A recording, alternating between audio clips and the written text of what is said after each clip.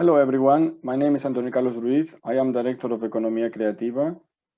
It's a pleasure for us to share with you this celebration of the World Creativity and Innovation Day that has been established by the United Nations to raise awareness of the role of creativity and innovation for all aspects of human development. In this occasion, we would like to share the presentation Creativity for Problem Solving and Wellbeing that we hope will be useful for you and of your interest. First, I will briefly introduce Economia Creativa. We are a leading creativity and innovation lab with more than 10 years experience, helping businesses and institutions unlock their creative potential, identify opportunities, tackle challenges, and solve them together through actionable, effective, and innovative solutions. We provide assessment and evaluation, research and strategy, inspirational speaking and trainings, capacity buildings, and we deliver and transform action plans and that set the new horizons for lasting results across industries and geographies. My colleague Justina and myself, we are ready to work with you wherever you are. And now I would like to already focus on the topic of the presentation today. That is, creativity is a lifestyle. It's not just a skill, or it's not just to come up with new ideas, but it is also a lifestyle that you can craft and practice every day at work and at home and everywhere and whatever you do. And this is the core idea that we can apply for both at individual level and also in the organizational at the organizational level. Creativity is a crucial resource for both people and organizations in the face of the high economic uncertainty that has been accelerated by the pandemic. And this is due to the fact that we have to reconfigure life, work, and business models and to make sense of reality and come up with a new sense of self-identity and find effective solutions to our current challenges. And these challenges we can summarize in four key major challenges: the pandemic and the biosecurity, the automation and digitization that has been really disrupting business models and supply chains, and also the very organization of work itself, the workplace itself, with the sharp shift to remote working that has been needed to be put in place due to the pandemic. We have also a major challenge due to the socioeconomic instability and uncertainty and inequality. And of course, we all have to take seriously the climate change and the environmental challenges we face. So we believe that creativity for sustainable leadership is the solution to these challenges. But why? Why we say that? Because, like I mentioned earlier, we have to come up in the midst of this pandemic and this sharp disruption of our everyday lives and the way we were working and living. So we need to come up with new ideas. We need to reconfigure and reinvent life itself, our very own individual realities and identities. And we need to reconfigure also the way like the businesses are taking place, the business models and the way we work, and citizenship itself. So what it means to be a citizen in the 21st century, in the post-pandemic times, in this new reality we are building up. So, but the first question that comes is, if creativity is the solution, but am I creative? Who is creative? So that's one of the main questions we might ask ourselves. And it's true through our experience, we've seen that when we ask this question in the workshops, or that we see that people not often consider themselves creative. So they come up with, of course, with the geniuses or artists, like, for example, Albert Einstein. or Picasso or Van Gogh. So they think creative people are these big masters and genius that have created new theories and work of art that we all admire. And of course, they are creative geniuses, and all of these artists and scientists. But everyone, we strongly believe in Economia Creativa and advocate for the fact that everyone, we can apply what is called a small c, or the small creativity, but we don't think it's really that a small creativity. We think it's creativity itself in a more comprehensive way of understanding creativity. We all can apply creativity and unlock our creative potential and unlock our creative genius that we can do this with, of course, with the effort and with constant learning, as we're going to emphasize through this presentation, but we all can develop and unlock our creative potential.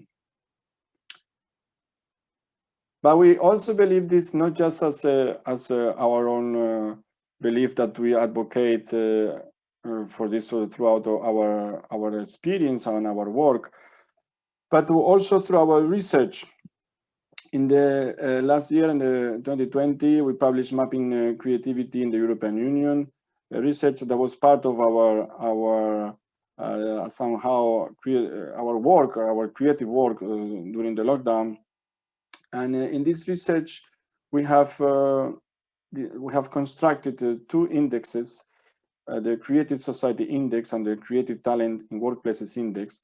And we have identified, as you for the European, we have created this indexes, in these indexes for the European Union, 28 countries, including the UK. In this time, for the period analyzed, where still the UK was still member of the European Union. And we have identified four geographical regions in European Union, in function of how advanced is the creative societies in each of them. We see the Scandinavian countries leading in terms of creativity. We see the Western Europe following, and then a little bit behind the Southern Europe and the Central and Eastern Europe countries. And one of the key elements that makes these countries, actually some of the group of countries of the Scandinavian countries to lead, and the Western Europe countries to be leading in terms of creativity, is that we see that creative talent in workplaces is correlated to creative social milieux harnessed by labor protection, equality, social mobility, and digitization, and very strongly, very importantly, continuous learning. We see in this chart the size of the bubble is actually the percentage of adult population enrolled in lifelong learning courses or trainings. And we can see quite clearly that the Scandinavian countries and the Western Europe countries are actually having a much bigger bubble than the Central Eastern Europe and the Southern Europe countries. And in this chart, we see much more clear how the percentage of adults engaged in lifelong learning is significantly higher in the Scandinavian countries than compared to the Central and Eastern Europe, for example, from almost 30%, as we can see, the Scandinavian countries, to less than 10% in both Southern Europe and Central Eastern Europe countries. So this gives us the real sense, the real argument, the real data to say clearly that creativity, some societies are more creative because they a larger proportion of the population are enrolled in constant and continuous learning. So therefore, creativity can be trained, can be learned. It's a skill, and that it can be developed, that can be trained for everyone. So this is something very fundamental we would like to highlight. And we see that many workplaces are facing across countries as well what is called a well-being or mental health crisis due to the isolation from coming up from remote work, but also due to the high level of stress and uncertainty that the pandemic is causing into the workforce and to the employees from across industries due to the very lack of certainty about their work they do, about the new disruptions, and like I mentioned earlier, the isolation coming from working remotely, the lack of contact with colleagues, etc. So we see in this chart we related creativity, creative talent in workplaces, and well-being index from Gallup, and we see that there's a positive correlation between both indexes.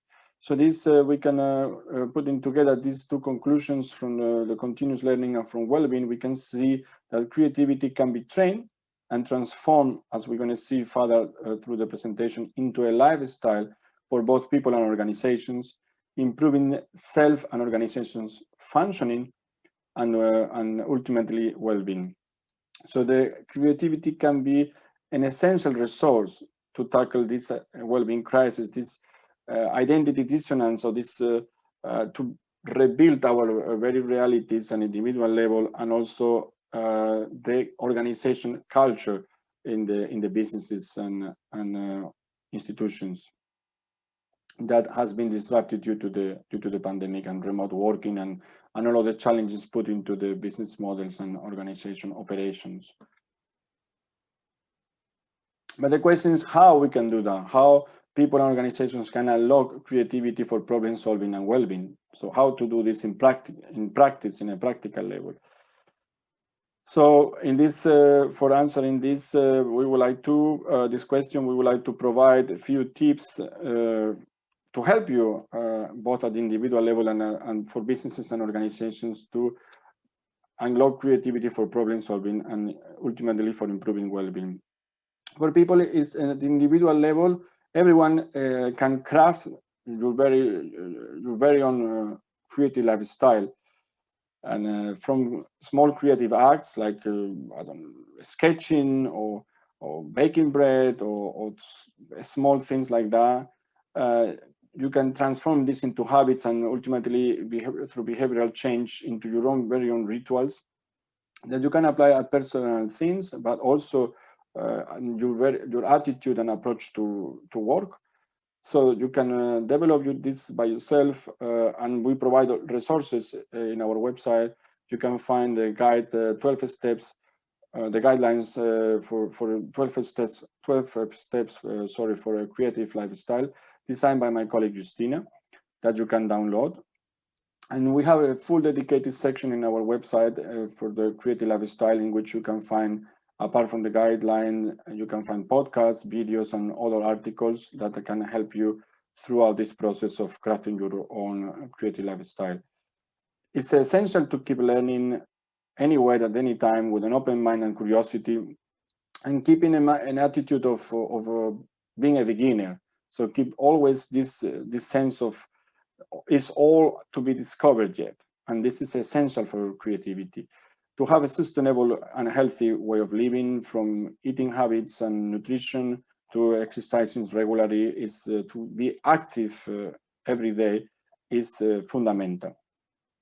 For businesses and organizations, we think it's crucial to embed creativity in the organization's culture, from the office design and remote working method and environment to the leadership, as we're going to emphasize also in the last point.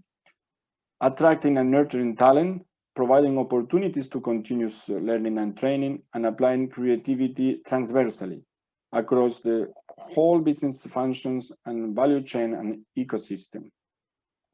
And embrace creativity for sustainable leadership. So providing role models and transformational leadership into the organization. This is also part of our creativity for people and organizations well-being essay that we publish, my colleague Justina and myself, just also in the occasion of the World Creativity and Innovation Day, so that you can access and download in our website. We invite you to do so, to visit our website and to read this essay, in which we go in further details into how creativity and well-being is connected, and how can be helping people and organizations solving the challenges of we face nowadays. And we provide also further resources in our website, in our section Learn and Do, which we invite you also to explore. And in the case you still need assistance, we can help you with the following services like creative talent assessment, benchmarking studies, mapping creativity, or capacity building. We're very happy to help you, and if you want to reach out. And so you can do, or you have any question, you can get in touch with us and follow us in our social media for further inspiration and tips. And we wish you a wonderful celebration in this World Creativity and Innovation Day. And stay creative and safe. Have a good time. Thank you.